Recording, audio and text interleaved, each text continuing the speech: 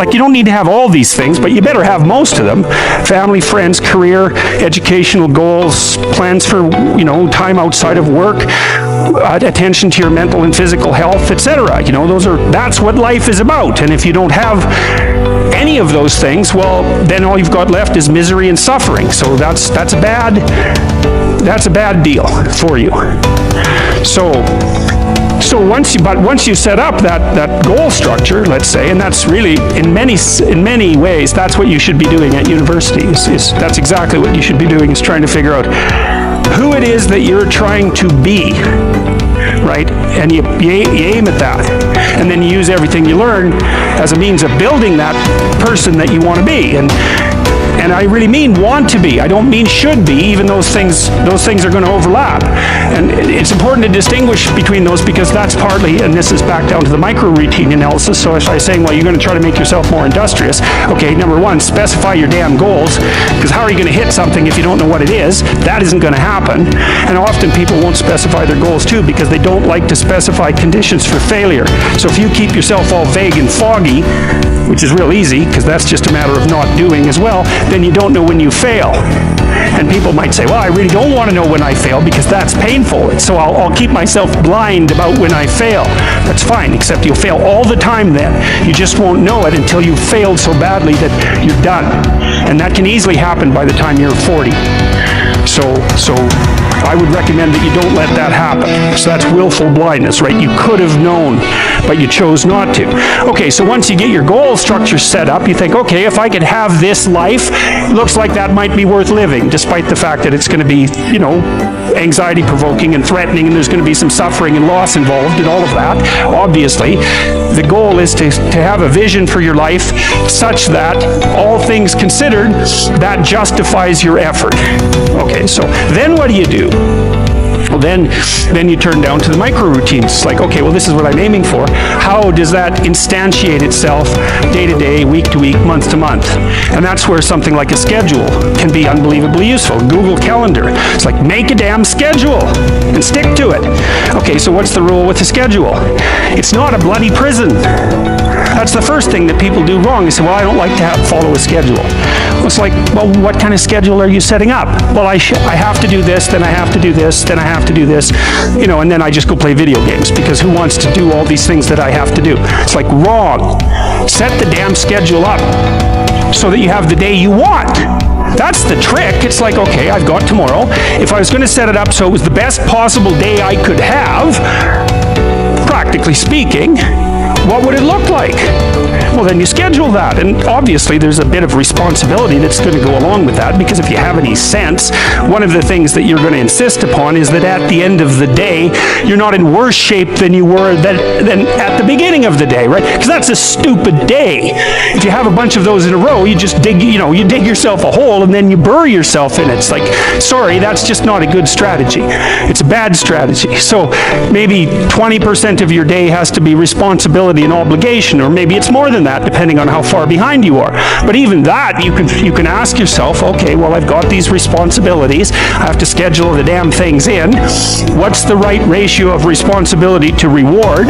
And you can ask yourself that, just like you'd negotiate with someone who is working for you. It's like, okay, you got to work tomorrow. Okay, so I want you to work tomorrow. And you might say, okay, well, what are you going to do for me that makes it likely that I'll work for you? Well, you could ask yourself that, you know.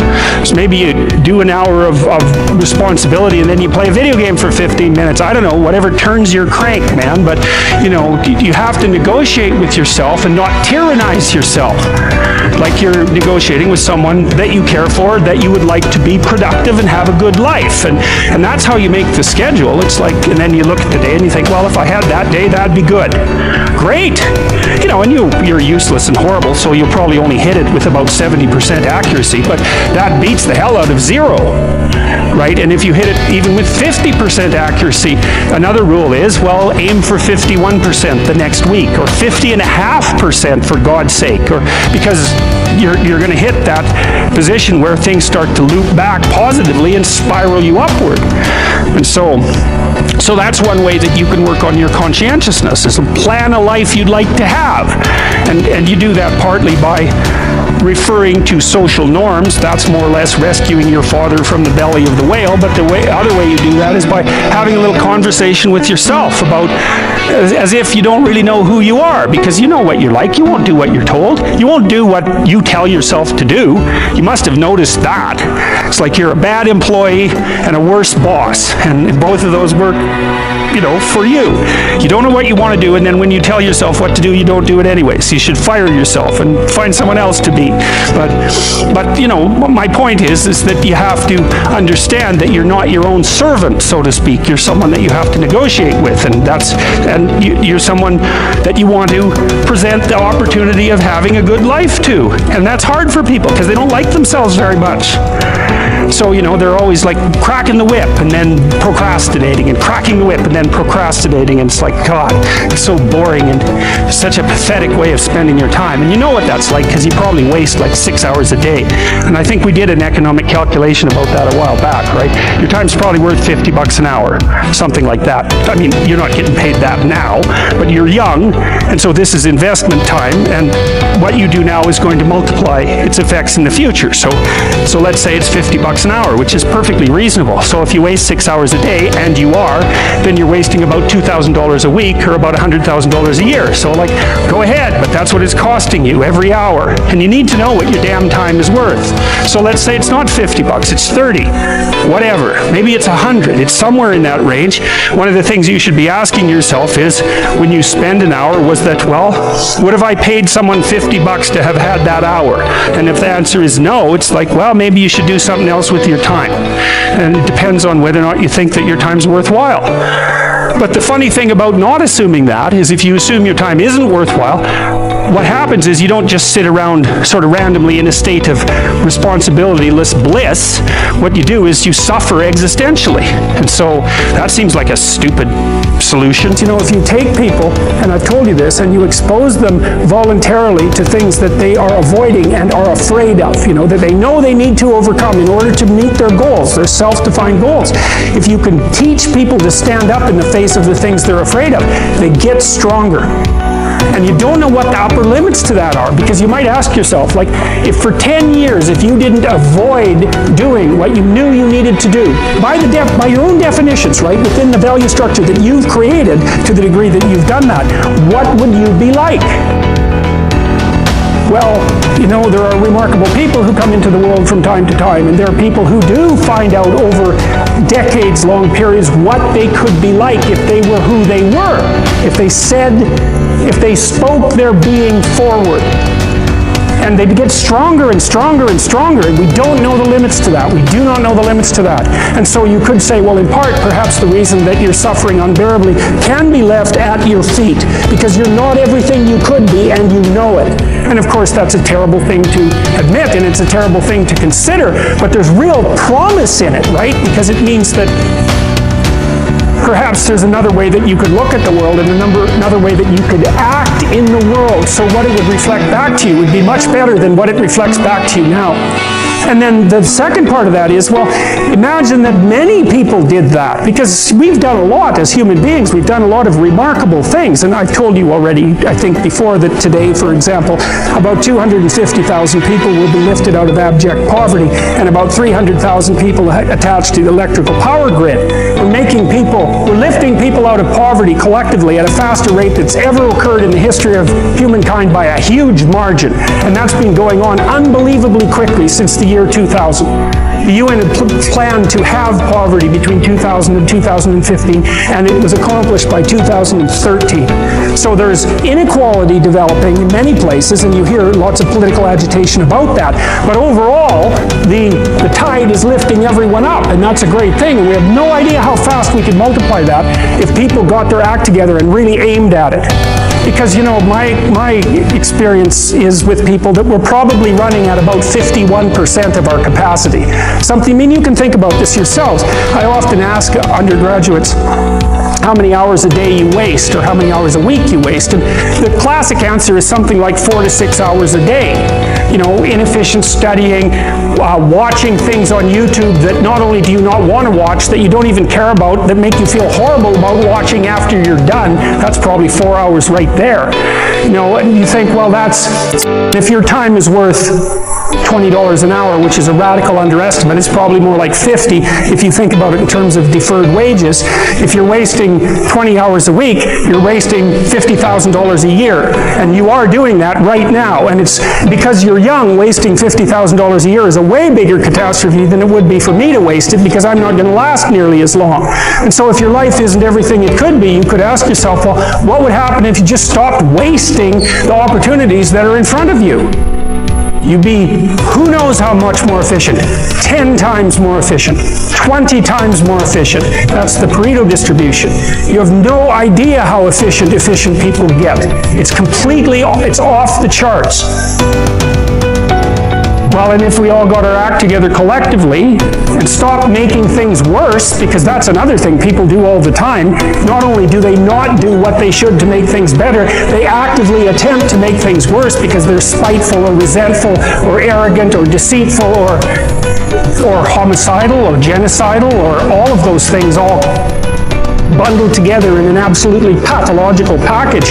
If people stopped really, really trying just to make things worse, we have no idea how much better they would get just because of that. So there's this weird dynamic that's part of the existential system of ideas between human vulnerability, social judgment, both of which are major causes of suffering, and the failure of individuals to adopt the responsibility that they know they should adopt. And that's the thing that's interesting too, is that, and like another thing I've often asked my undergraduate classes is, there's this idea that people have a conscience. And you know what the conscience is. It's this feeling or voice you have in your head just before you do something that you know is stupid, telling you that probably you shouldn't do that stupid thing. You don't have to listen to it, strangely enough. But you go ahead and do it anyways, and then, of course, exactly what the conscience told you was going to happen inevitably happens, so that you feel even stupider about it than you would if it happened by accident, because you know, I knew this was going to happen, I got a warning it was going to happen, and I went and did it anyways. And the funny thing too is that conscience operates within people, and we really don't understand what the hell that is. So you might say, well, what would happen if you abided by your conscience for 5 years or for 10 years? What sort of position might you be in? What sort of family might you have? What sort of relationship might you be able to forge? And you can be bloody sure that a relationship that's forged on the basis of who you actually are is going to be a lot stronger and more welcome than one that's forged on the basis of who you aren't. Now, of course, that means that the person you're with has to deal with the full force of you in all your ability and your catastrophe, and that's a very, very difficult thing to negotiate. But if you do negotiate it, well, at least you have something, you have somewhere solid to stand, and you have somewhere to live. You have a real life, and it's a great basis upon which to bring children into the world, for example, because you can have an actual relationship with them instead of torturing them half to death, which is what happens in a tremendously large minority of cases. Well, it's more than that too, because, and this is what I'll close with, and this is why I wanted to introduce Solzhenitsyn's writings to you. You see, because it isn't merely that your fate depends on whether or not you get your act together and to what degree you decide that you're going to live out your own genuine being. It isn't only your fate, it's the fate of everyone that you're networked with. And so, you think, well, there's 7 billion people in the world. We're going to peak at about 9 billion, by the way, and then it'll decline rapidly, but 7 billion people in the world, and who are you? You're just one little dust mote among that 7 billion, and so it really doesn't matter what you do or don't do, but that's simply not the case. It's the wrong model, because you're at the center of a network. You're a node in a network. Of course, that's even more true now that we have social media. You'll know 1,000 people, at least over the course of your life, and they'll know 1,000 people each, and that puts you one person away from 1 million, and 2 persons away from 1 billion. And so that's how you're connected, and the things you do, they're like dropping a stone in a pond. The ripples move outward, and they affect things in ways that you can't fully comprehend, and it means that the things that you do and that you don't do are far more important than you think. And so if you act that way, of course, the terror of realizing that is that it actually starts to matter what you do. And you might say, well, that's better than living a meaningless existence. It's better for it to matter. But I mean, if you really asked yourself, would you be so sure if you had the choice? I can live with no responsibility whatsoever. The price I pay is that nothing matters. Or I can reverse it and everything matters. But I have to take the responsibility that's associated with that. It's not so obvious to me that people would take the meaningful path. You know, when you say, well, nihilists suffer dreadfully because there's no meaning in their life, and they still suffer. Yeah, but the advantage is they have no responsibility. So that's the payoff, and I actually think that's the motivation. Say, well, I can't help being nihilistic. All my belief systems have collapsed. It's like, yeah, maybe. Maybe you've just allowed them to collapse because it's a hell of a lot easier than acting them out. And the price you pay is some meaningless suffering, but you can always whine about that, and people will feel sorry for you, and you have the option of taking the pathway of the martyr, so that's a pretty good deal, all things considered, especially when the alternative is to bear your burden properly and to live forthrightly in the world. Well, what Solzhenitsyn figured out, and so many people in the 20th century, it's not just him, even though he's the best example, is that if you live a pathological life, you pathologize your society. And if enough people do that, then it's hell. Really, really. And you can read the Gulag Archipelago if you have the fortitude to do that, and you'll see exactly what hell is like. And then you can decide if that's a place you'd like to visit, or even more importantly, if it's a place you'd like to visit and take all your family and friends, because that's what happened in the 20th century. How to think about motivation? We'll think about it from the hypothalamic perspective. So we could say one thing that motivation does is set goals. We could say that emotions track progress towards goals. And I'm going to use that schema, even though it's not exactly right. So you say, well, motivation determines where you're going to aim. So if you're hungry, you're going to aim at something to eat. And then that will organize your perceptions so that you zero out everything that isn't relevant to that task, which is almost everything. You concentrate on those few things that are going to facilitate your movement forward.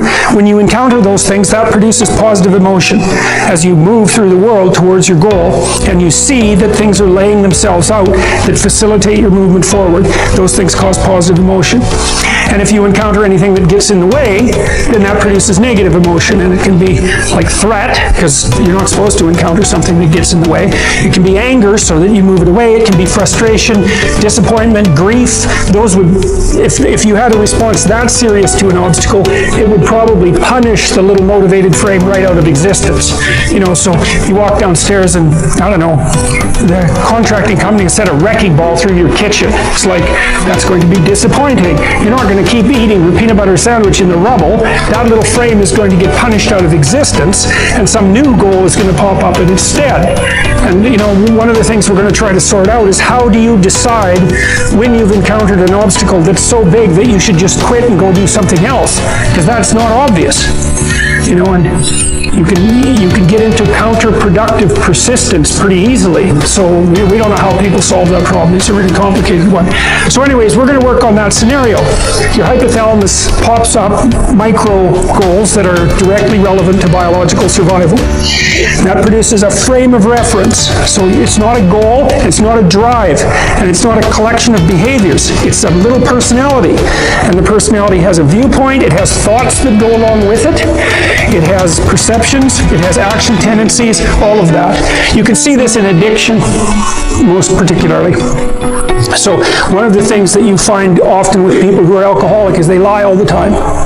And that's because when they built a little alcohol-dependent personality inside of themselves, or a big one, maybe it's 90% of their personality, and one of the things that consists of is all the rationalizations that they've used over the years to justify their addiction to themselves and to other people. And so the addiction has a personality. You know, and so when the person is off, well, maybe they're addicted to meth or something like that, where, you know, the addiction is more, it's more short-term powerful, than I would say, than an alcohol addiction. They'll say anything. And the words are just tools used to get towards the goal. And if they happen to be deceptive, whatever, it doesn't matter. They're just practical tools to get towards the goal. And then when you get towards the goal and you take a nice shot of meth or something like that, you reinforce all those rationales that you used to get the drug, and then the next time you're even a better deceiver and liar. So, okay, so we're going to say motivations, one way of thinking about it is they set goals, but it's not the right way of thinking about it. They produce a whole framework of interpretation, and so we're going to think about that framework of interpretation, and then emotions emerge inside of that. So that's it. So the world is framed, motivation set goals. You could say the world has to be framed. So motivation sets that frame, includes goals, emotions, perceptions, and actions. And then actions track progress. So positive emotion says you're moving forward properly towards your goal. And if you encounter something you don't expect, you stop. That's anxiety. It's like, oh, we're not where we thought we were. And so we don't know what to do. So we should stop because we don't know where we are or what we're doing. Stop, frozen. And then the more powerful negative emotions like pain, they might make you get out of there. So emotions forward, stop, reverse. That's your emotions within that motivated frame. So, and that's another example of how your mind is embedded in your body. Your emotions are like they're offshoots of action tendencies. That's the right way to think about it, because action is everything fundamentally. So what are some basic motivations? Most of these are regulated by the hypothalamus, by the way, and that tells you just how important a control system it is. The other thing that's useful to know about the hypothalamus is that it has projections going up from it that are like tree trunks, and inhibitory projections coming down that are like grapevines. So you can kind of control your hypothalamus as long as it's not on too much, but if it's on in any serious way, it's like it wins. So partly what you do to stop yourself from falling under the dominion of your hypothalamus is to never ever be anywhere where its action is necessary, right? You don't want to go into a biker bar because you might find yourself in a situation where panicked defensive aggression is immediately necessary. You probably don't want that. You don't want the panic, you don't want the terror, you don't want the frenzied fight, you don't want any of that. You don't want to have to run away in absolute panic. So you just don't go there. And a huge part of how we regulate our emotions is just by never going anywhere where we have to experience them. And so that has very little to do with internal inhibitory control and everything to do with staying where you belong. The Myth of Mental Illness by Thomas Szasz, S-Z-A-S-Z. It's classic. You should read it. If you're interested in psychology, read it. Like, it's a classic. And he basically said, most people have problems in living, they don't have psychological problems. And so I've experienced, despite my love for the psychoanalysts, very frequently what I'm doing as a therapist is helping people have a life that would work. You know, and you can parameterize that. It's like, what do you need? How about some friends? That people kind of like that. How about an intimate relationship with someone that you can trust that maybe has a future? That'd be good. How about a career that puts you in a dominance hierarchy somewhere, so at least you've got some possibility of rising, some possibility of stabilizing yourself, and a schedule and a routine, because no one can live without a routine. You just forget that. If you guys don't have a routine, I would recommend, like, you get one going, because you cannot be mentally healthy without a routine. You need to pick a time to get up. Whatever time you want, but pick one and stick to it, because otherwise you dysregulate your circadian rhythms and they regulate your mood. And eat something in the morning. I've had lots of clients who've had anxiety disorders. I had one client who was literally starving. Very smart girl. There was very little that she liked. She kind of tried to subsist on like half a cup of rice a day. She came to me and said, I have no energy. I come home, all I want to do is watch the same movie over and over. What, like, is that weird? And I thought, well, it depends on how hard you work. You know, it's a little weird, but whatever. It's familiar, and you're looking for comfort. So I did an analysis of her diet. It's like 3/4 of a cup of rice. It's like, you're starving. Eat something. You know, you'll feel better. So she modified her diet, and all her anxiety went away, and she had some energy. It's like, yeah, you gotta eat. So a schedule, that's a good thing, man. Your brain will thank you for it. It will stabilize your nervous system. With a bit of a plan, that's a good thing. You need a career, you need something productive to do with your time. You need to regulate your use of drugs and alcohol, most particularly alcohol, because that does in a lot of people. You need a family, like the family you have, your parents and all that. It'd be nice if you all got along. You can work on that. That's a good thing to work on. And then, you know, you probably need children at some point, and that's life. That's what life is. And if you're missing, you know, you may have a good reason to not be operating on one of those dimensions. It's not mandatory, but I can tell you that if you're not operating reasonably well on 4, I think I mentioned 6, if you're not operating reasonably well on at least 3 of them, there's no way you're going to be psychologically thriving. And that's more pragmatic in some sense than psychological, right? Human beings have a nature. There's things we need. And if we have them, well, that's good. And if we don't have them, well, then we feel the lack. And so behaviorists, behavioral psychologists concentrate a lot more on that sort of thing. You know, it's practical. It's like strategizing. Make a career plan. Figure out how to negotiate, because that's bloody important. Figure out how to say what you need. Figure out how to tell the truth to people. Figure out how to listen to your partner in particular, because if you listen to them, they will actually tell you what they want. And sometimes you can give it to them, and maybe they'll return the favor. And if you practice that for like 15 years, well, then maybe you're constantly giving each other what you want. Well, hooray, that would be good. And then there's 2 of you under most circumstances, and it's better to have 2 brains than 1, because people think differently because of their temperament mostly. And so the negotiation is where the wisdom arises, and it's part of the transformation, the psychological transformation that's attendant on an intimate relationship. And one of the fundamental purposes of a long-term intimate relationship